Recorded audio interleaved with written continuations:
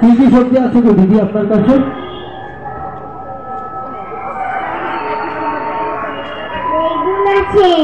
বেগুন আছে, তারপরে সিম আছে, গাজর আছে।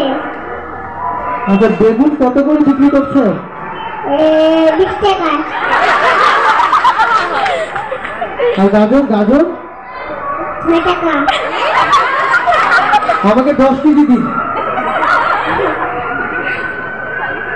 আমাকে 10 কেজি দিয়ে যাবেন যাওয়ার সময়। তোমার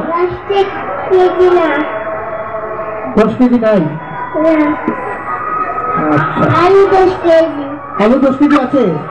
কত করে আলু? কত করে? 10 টাকা।